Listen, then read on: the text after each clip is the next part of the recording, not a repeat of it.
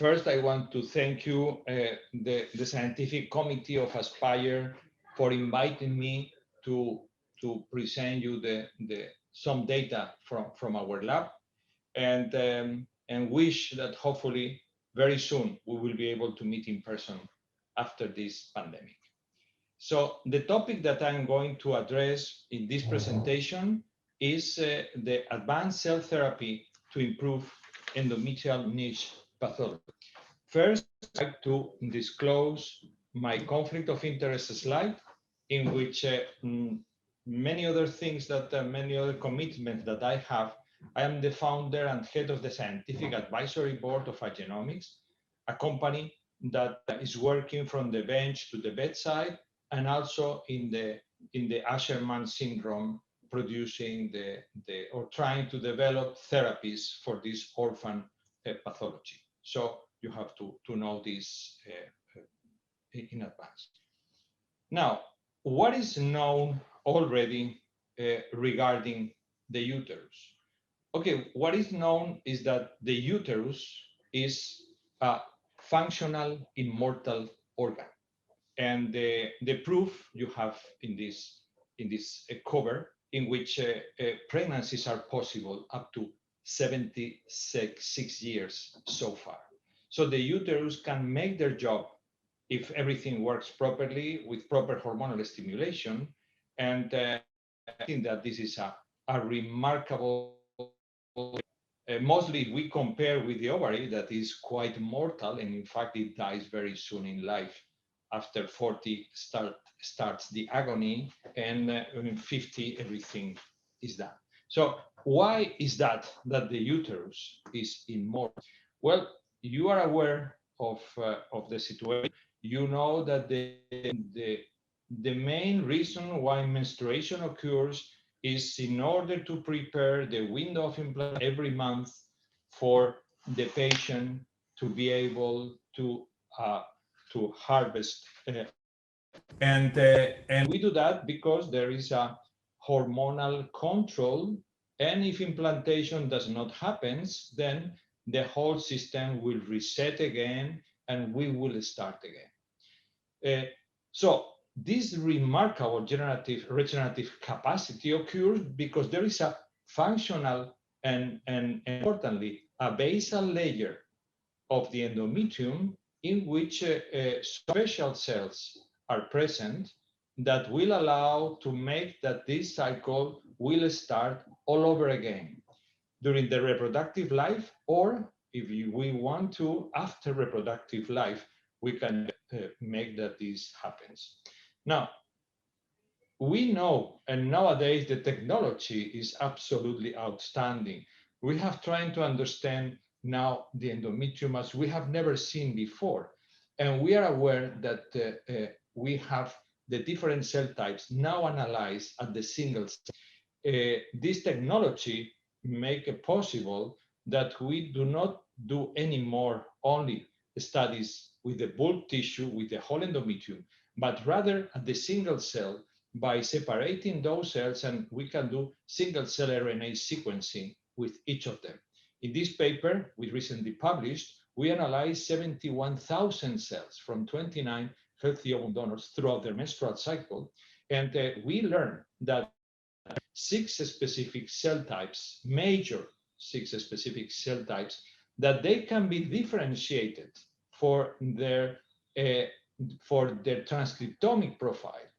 We don't need to know what they are. We just threw them to the sequencer, and with this profile, we know that they are either macrophages, they are epithelium, they are glandular epithelium, they are luminal epithelium, or stromal cells, or immune cells, or endothelium. And this technology also allows us to understand a small cluster of cells that maybe it will be the progenitor stem cells in which the process of regeneration may lie. And we are just working on this. After this publication, we are working now on the second wave of understanding of most rare cells that they will be able to produce this regeneration. But if I if I can be didactic for you to understand, we talk about endometrial stem cells and we talk about bone marrow stem cells, because the stem cells can be replenished from an endogenous source or from an exogenous source. A proof of concept of the endometrial stem cell exists is not only from the paper that I have just shown you, but also from previous papers from our lab and also from independent lab, demonstrating that there is a human endometrial site population that exhibit these specific features of somatic stem cells. This concept was first demonstrated by the study by Hugh Taylor from Yale University, in which, using the model of bone marrow transplantation, he demonstrated that there was cells that they were transplanted from the donor, that they were found in the endometrium of the recipient. And this was based on HLA type discrepancy that they were suggesting the bone marrow origin of these cells. This concept was further demonstrated by a Japanese group in which they repeat the similar design, but now considering bone marrow transplantation from male to female, in which they were able to demonstrate the existence of from XY cells in the endometrial glands of the recipient, showing that this should come from the bone marrow transplantation. And we ourselves, we were able to double check this concept and trying to understand how relevant should be this endometrial site population, these bone marrow derived cells in terms of the potential regeneration.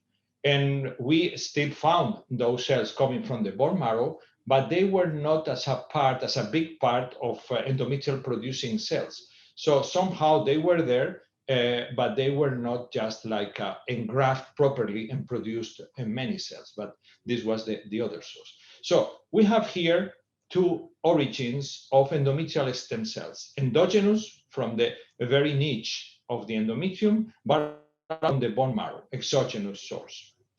But what is crucial is to understand where those cells are, and this is the stem cell niche.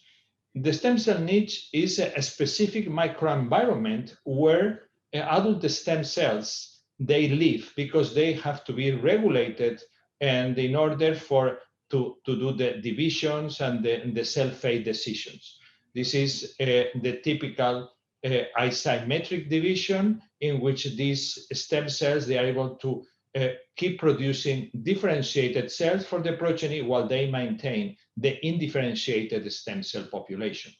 And in the human endometrium, this stem cell niche is located at the endothelium of the spiral arteriole. So this is where the niche is, in the basal layer, and that's why the ability to regenerate is there. Now, we have been working on these endometrial stem cell niche pathologies, by which, if we consider this concept, every time that we disrupt this niche, really, we may originate the replacement of bona fide endometrium by fibrotic tissue. And this is exactly what happens if you have an Asherman syndrome that has been induced by the curettage or by the scratching that basically you are trying to destroy this, or there is a defect of those endogenous stem cells, as happens in endometrial atrophy, in which whatever we do, we will not get a proper endometrium as we usually have in the majority of the patients. So those two pathologies, they are really completely unmanageable. Well, Asherman syndrome, we know very well how to try to treat them. You have this practice, this management using the practice, and with the best surgeons, you can get them back and you can have pregnancy in about 50% of cases. But those that we call refractory Asherman syndrome, that they have been repeated 3-4 hysteroscopies, we know how hard they are to really produce the endometrium. they remain without cure. And endometrial atrophy, many treatment has been tried, nothing has working, and this is considered like an incurable condition. So we try to really treat with cells with what cannot be treated with drugs. And considering the basic knowledge that I mentioned to you, we decide to use these CD133 bone marrow stem cells as the endometrial source, considering the 4 points that you have here in this slide. First, that those are endothelial progenitors with capacity to engraft and differentiate into functional non-hematopoietic cell lineage, which is exactly what we aim for. They have a good safety profile in regenerative medicine and has been used for other specialties. There is a commercial kit with CEE mark that we can use for clinical purpose that is available to us, which is important in order to be able to do it in patients, and they have a long-term safety potential in SCID mice. For all of these reasons, we decide to use this cell for our advanced stem cell therapy project.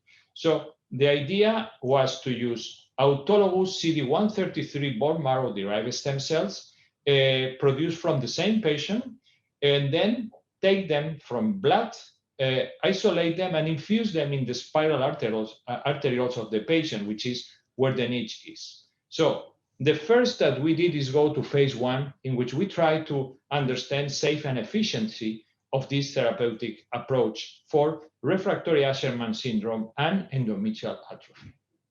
This study, the phase 1, was performed in the Hospital Clínico Universitario de Valencia. This is the clinical trial. We have 18 patients recruited, 16 completed. This was the inclusion criteria. The paper was published several years ago. It was like a keynote lecture in ESRE, so it was presented. And this study was founded by the Spanish Ministry of Science and Innovation with this title. And what we aiming on this design was the patient was recruited with the inclusion criteria indicated. Then we just mobilize the bone marrow stem cells with GCC, colony stimulating factor. And once they were mobilized, we went through the plasmapheresis. We obtained, you have here the draft. Once the patient was admitted for the clinical study, we first did an hysteroscopy in order to ratify the diagnosis of the surgeon that they sent it to us. Those were patients sent by colleagues worldwide. Then the patient was, GCSF was injected. And 5 days after that, we went through the hematology department for the plasmapheresis of this CD133. We obtained those cells, and when the cells were obtained, then we proceed to the radiology department, to the catheterism, to introduce those cells in the spiral arterioles in each of the parts in order to replenish this stem cell niche. And they were checked by the hysteroscopy. And later on, they were treated by IRT, and then the embryos was transferred to check what was the result of this advanced cell therapy. We have an animal model in which we use this human CD133 and check what happens in a murine model of Asherman syndrome that we published side by side on that. But let me show you the human clinical data. This is the number of CD133 that they were infused through this microcatheter in each of the uterine arteries. This is just a composed image. Of course, we went first through one and then to the other uterine artery to do that. This is the results that we obtained in terms of endometrial thickness pre and post treatment. As you can see, there was an increase, and this is the mean and standard deviation of endometrial thickness that was obtained. And this is some of the examples, of course, the best one in terms of volumetry of the ultrasound of endometrial thickness and how the cavity was increased from prior to after the treatment with the CD130. This is the mature endometrial mature blood vessel formation that was present, and this is in the control. This is 3 months after the treatment and 6 months after the treatment. As you can see here, we can see a regeneration of blood vessels, but this is a temporary situation.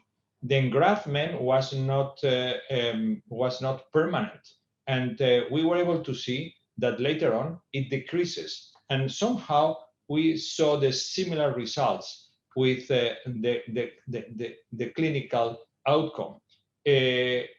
Very early, I mean, this is before treatment previously. This is the duration, and this is the pads per day, in which those patients, they were either in amenorrhea or about no menstruation at all.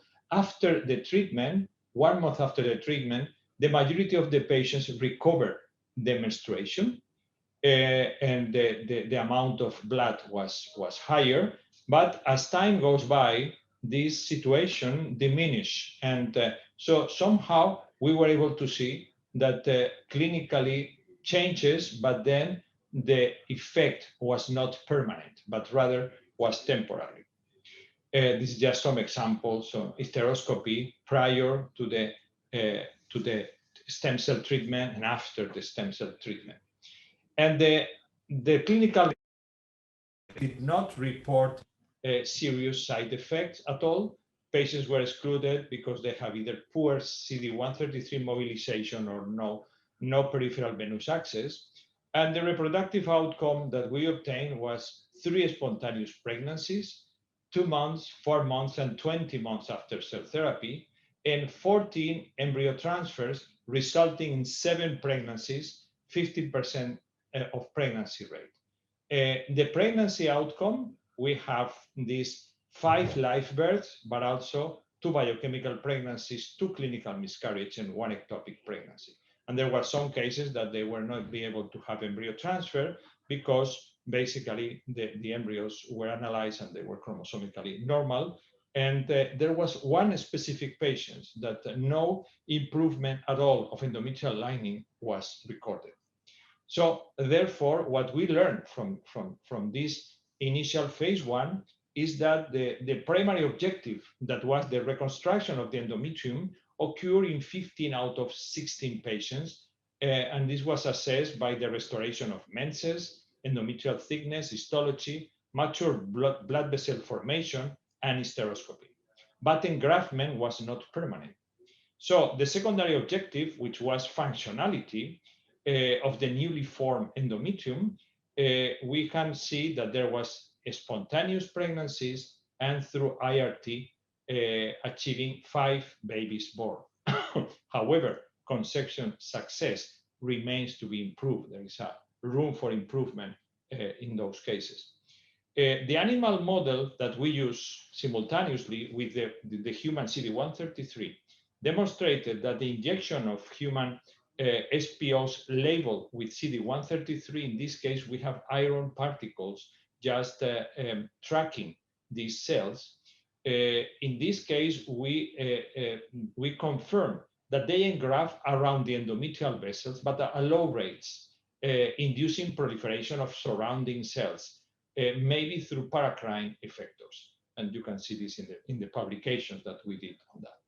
Now, what are the wider implications of these findings? The wider implication is that after this study, we went to the European Medical Agency, and this, you can see the opinion paper, the opinion of the committee, in which this EMA find out that it complies with the requirement as an orphan medical product. So for the first time, this EMA recommends the designation of this medical product containing autologous adult bone marrow derived stem cells non-expanded CD133 hematopoietic stem cells as an orphan medical product for the orphan indication of Asherman syndrome. I think this is very important because until now, nothing has come since the Asherman syndrome was discovered. Then the next phase is what we are doing now, which is the endometrial tissue regeneration project, which is phase 2, in which now we are trying to find out basically effective dosage, safety, and further safety and security. But now we are going to effective dosage. This study is being done as we speak, and this is being done in these 3 centers. And this is the inclusion criteria for patients from 18 to 44 years old with normal BMI, moderate severe Asherman syndrome with no improvement after surgical treatment. We are accepting the most difficult patients here to prove this concept, but the requirement as the has been done already, and they have already euploid vitrified blastocysts in the centers that they have been treated. So any of you, any of the colleagues that they have this type of patients, they please write to me or Dr. Santamaria, because we are just going through this study and we are just preparing the phase 3 in order to see whether this advanced cell therapy will hold true or not. This treatment will be free for the patient. They have only to pay for the travel. This is already sponsored, so they will have to come, in this case, to the place that we will indicate to the patient. Now phase 2 is being done in Barcelona, but phase 3, we are just still under negotiation which centers will handle this. But we really want to know now what is the effective cell dosage that we are going to use to treat this Asherman syndrome in this time. So this is now the design that the patients are going through, in which basically we maintain the very same, which is GCSF to mobilize those CD133 cells, hysteroscopy prior, isolation, but we do also an ERA, and we do hemanalysis, we do the microbiological testing of the endometrium, we try to understand where is the window of implantation, and we do single cell assessment of patients prior and after the treatment to really track the new cells form and whether they are coming from the CD133 that we are going to infuse or they are going through paracrine input of them.